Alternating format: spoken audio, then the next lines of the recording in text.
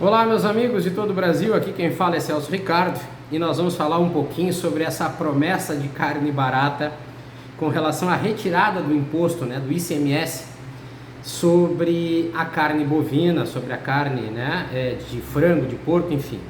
Isso aqui é mais uma ilusão, como tantas outras que nós viemos tendo ao longo dos anos.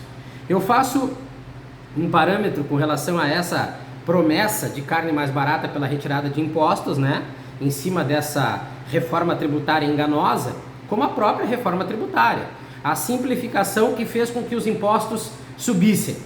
Olha o tamanho da situação que nós vivemos, uma promessa de uma reforma tributária que iria reduzir os impostos, muito pelo contrário, vai tornar o país com o imposto mais caro do mundo.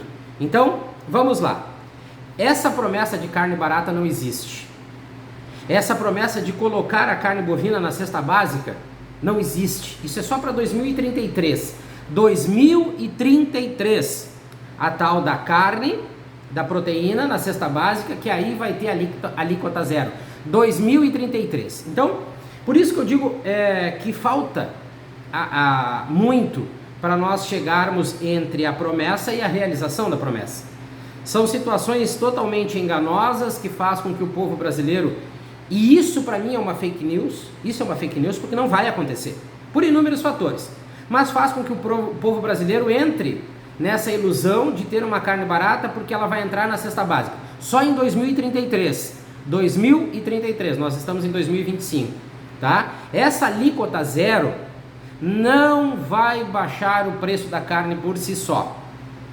E aí que eu venho afirmando há muito tempo que falta faz um Ministério da Agricultura atuante, um ministro da Agricultura que não tenha compromisso com o presidente que está à frente do país. Se nós tivéssemos um ministro ou uma ministra independente que pudesse montar uma gestão a favor do agro, não das grandes indústrias do agro ou dos favorecimentos políticos, mas que pudesse analisar e desenvolver uma gestão específica para o agro, pautada no setor primário, secundário e terciário, nas dificuldades, nos pontos positivos, nos pontos fortes, fracos, mas nós não temos isso e nem vamos ter. O Ministério da Agricultura é um lugar para gabinete político, tão somente isso. Então vamos lá. A isenção de impostos sobre a carne, ela vai recair muito entre frigoríficos e os mercados, os supermercados ou as casas de carne que nós vendemos.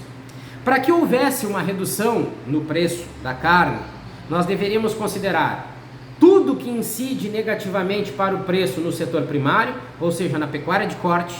Depois nós iríamos para os frigoríficos, depois nós iríamos para o mercado onde a carne é comercializada.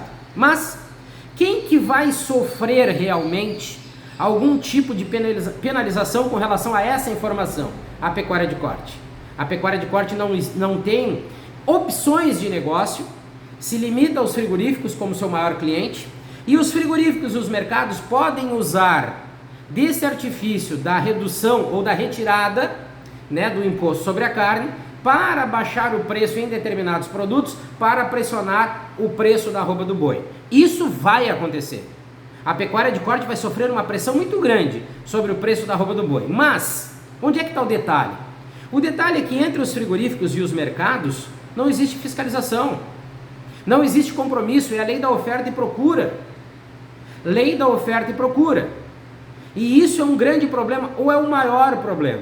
Maior ou menor abate, isso pode favorecer a pecuária de corte. Se o pecuarista retrair a sua oferta, ele consegue, a partir de muita luta, sustentar o preço dos seus animais.